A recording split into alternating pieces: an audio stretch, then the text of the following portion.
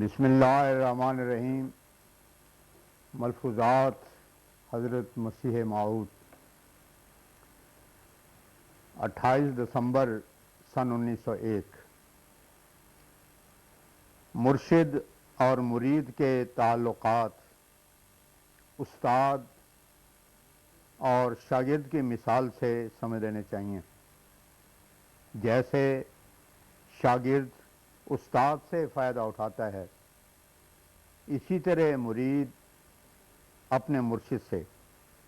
لیکن شاگرد اگر استاد سے تعلق تو رکھے مگر اپنی تعلیم میں قدم آگے نہ بڑھائے تو فائدہ نہیں اٹھا سکتا۔ یہی حال مرید کا ہے۔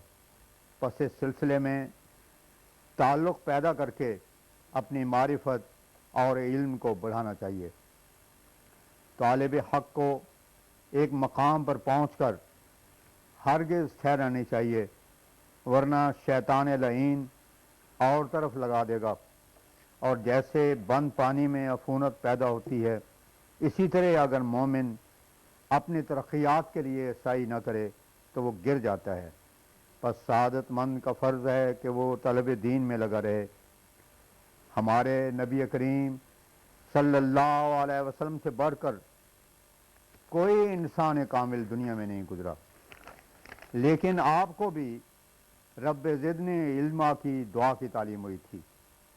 پھر اور کون ہے جو اپنی معرفت اور علم پر کامل بھروسہ کر کے ٹھہر جاوے اور آئندہ ترقی کی ضرورت نہ سمجھے؟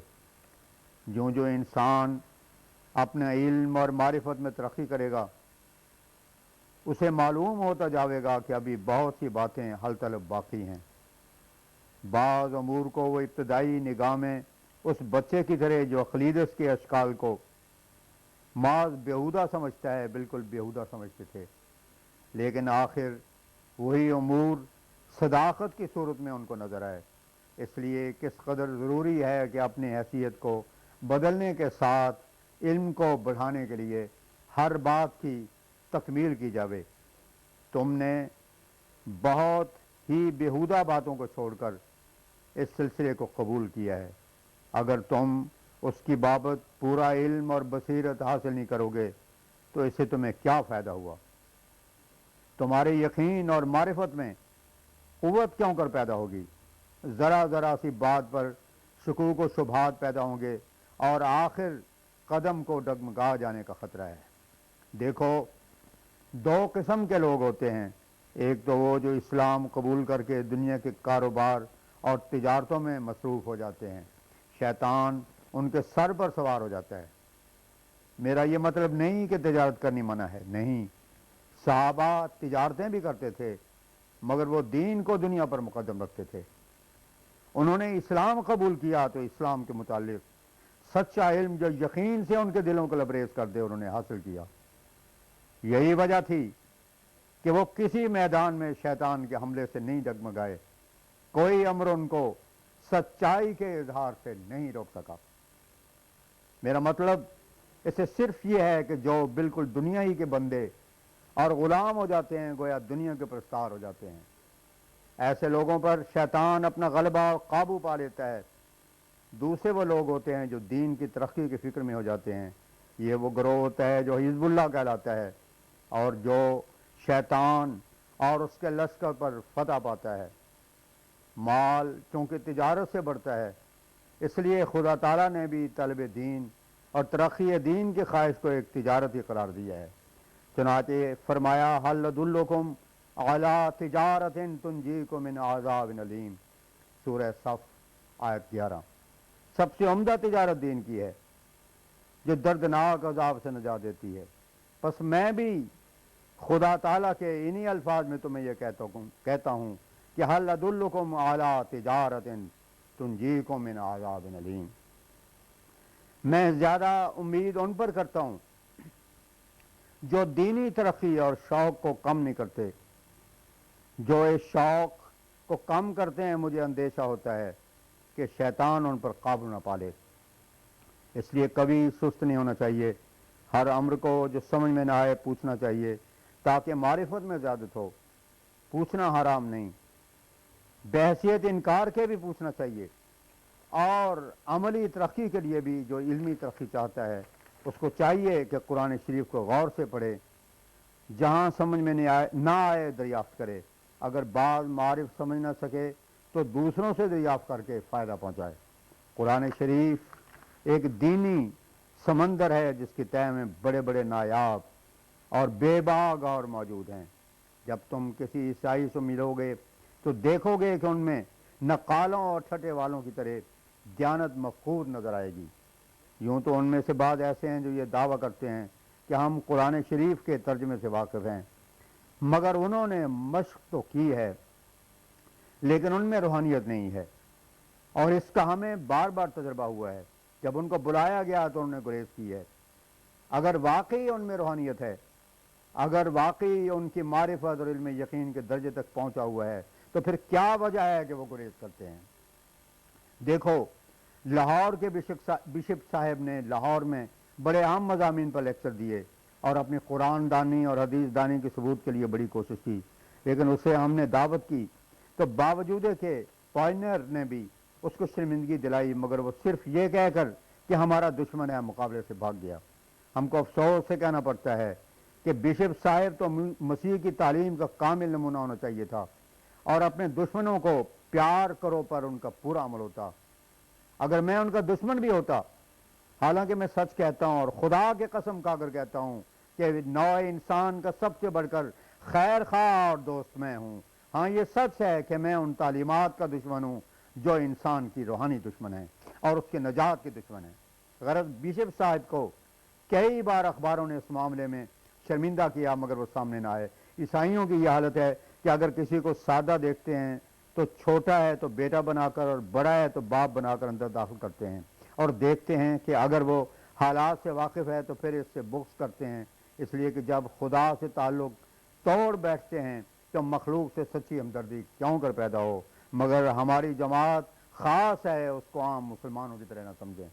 یہ مسلمان دعوت الارض ہیں اور اس لیے اس کے مخالف ہیں جو آسمان سے آتا ہے۔ جو زمینی بات کرتا ہے وہ دعوت الارض ہے۔ خدا تعالیٰ نے ایسے ہی فرمایا تھا، روحانی امور کو وہی دریافت کرتے ہیں جن میں مناسبت ہو، کیونکہ ان میں مناسبت نہ تھی اس لیے انہوں نے عصائے دین کو کھا لیا، جیسے سلیمان کے عصا کو کھا لیا تھا۔ اور اس سے آگے قرآن شریف میں لکھا ہے کہ جب جنوں کو یہ پتہ لگا تو انہوں نے سرکشی اختیار کی۔ اسی طرح پر جب عیسائی قوم نے جب اسلام کی حالت دیکھی، یعنی اس دعوت الارض نے اس عصائے راستی کو کمزور کر دیا، تو ان قوموں کو اس پر وار کرنے کا موقع دیا۔ جن وہ ہے جو چھپ کر وار کرے اور پیار کے رنگ میں دشمنی کرتے ہیں، وہی پیار جو ہوا سے آ کر نحاس نے کیا تھا۔ اس کا انجام وہی ہونا چاہیے جو ابتدا میں ہوا۔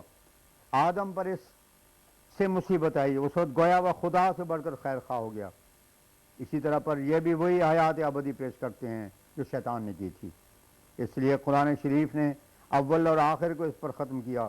اس میں یہ سر تھا کہ تا بتایا جاوے کہ ایک آدم آخر میں بھی آنے والا ہے۔ قرآن شریف کے اول یعنی سورہ فاتحہ کو ظالین پر ختم کیا۔ یہ ہم تمام مفسر بالاتفاق مانتے ہیں کہ ظالین سے عیسائی مراد ہیں، اور آخر جس پر ختم ہوا وہ یہ ہے، قل اعوذ برب الناس ملک الناس الہ الناس من شر الوسواس الخناس الذی یوسوس فی صدور الناس من الجنۃ والناس۔ سورہ الناس آیت 207۔ سورہ الناس سے پہلے قل هو اللہ میں خدا تعالی کی توحید بیان ہوئی اور اس طرح پر گویا تثلیث کی تردید کی۔ اس کے بعد سورۃ الناس کا بیان کرنا صاف ظاہر کرتا ہے کہ عیسائیوں کی طرف اشارہ ہے۔ پس آخری وصیت یہ کی کہ شیطان سے بچتے رہو۔ یہ شیطان وہی نحاش ہے جس کو اس صورت میں خناس کہا، جس سے بچنے کی ہدایت کی، اور یہ جو فرمایا کہ رب کی پناہ میں آؤ، اس سے معلوم ہوا کہ یہ جسمانی امور نہیں ہیں بلکہ روحانی امور ہیں۔ خدا کے معرف اور حقائق پر پکے ہو جاؤ تو اس سے بچ جاؤ گے۔ اس آخری زمانے میں شیطان اور آدم کی آخری جنگ کا خاص ذکر ہے۔ شیطان کی لڑائی خدا اور اس کے فرشتوں سے آدم کے ساتھ ہو کر ہوتی ہے، اور خدا تعالیٰ اس کے ہلاک کرنے کو پورے سامان کے ساتھ اترے گا اور خدا کا مسیح اس کا مقابلہ کرے گا۔ یہ لفظ مسیح ہے جس کے معنی خلیفہ کے ہیں۔ عربی اور عبرانی میں حدیثوں میں مسیح لکھا ہے اور قرآن شریف میں خلیفہ لکھا ہے۔ غرض اس کے لیے مقدر تھا کہ آخری جنگ میں خاتم الخلفاء جو 6000 کے آخر میں پیدا ہو کامیاب ہو۔ سورۃ العصر دنیا کی تاریخ، سورۃ العصر میں دنیا کی تاریخ موجود ہے جس پر خدا تعالیٰ نے اپنے الہام سے مجھ کو اطلاع دی ہے، اور یہ اصلی اور سچی تاریخ ہے جسے پتہ لگتا ہے کہ ہمارے نبی کریم صلی اللہ علیہ وسلم تک کس قدر زمانہ گزرا ہے۔ پس اس حساب سے اب 7ویں ہزار سے کچھ سال گزر گئے اور خاتم الخلفاء 6000 کے آخر میں پیدا ہوا، تاکہ اول راہ بآخر نسبت دارت کا مصداق ہو۔ آدم بھی 6 دن پیدا ہوا تھا۔ اللہ تعالیٰ کے نزدیک ایک دن 1000 سال کا ہوتا ہے۔ اس 6 دن کے 6000 ہوئے اور پھر آدم کے پیدائش 6 دن کے آخر میں ہوئی تھی، اس لیے خاتم الخلفاء 6000 کے آخر میں ہوا اور 7ویں میں جنگ ہے۔ اس جنگ سے توف و تفنگ کی لڑائی مراد نہیں، اس جنگ سے توف و تفنگ کی لڑائی مراد نہیں، بلکہ یہ عیسائیت اور الہی دین کی آخری جنگ ہے۔ عیسائیت نے زمینی خدا بنا لیا ہے، اور یہ وہی خدا یا خیالی خدا ہے جیسے بہت سی عورتیں کہ وہمی حمل رجا کا کر لیتی ہیں، یہاں تک کہ پیٹ میں وہمی طور پر حرکت بھی معلوم ہوتی ہے اور پیٹ بڑھتا بھی ہے۔ اس طرح پر فرضی مسیح بنا لیا گیا ہے جسے خدا سمجھا گیا ہے۔ غرض سچے مسیح کے مقابل وہ کھڑا ہے۔ اب یہ لڑائی ان دونوں میں شروع ہے اور خدا اس میں اپنا چمکتا ہوا ہاتھ دکھلائے گا۔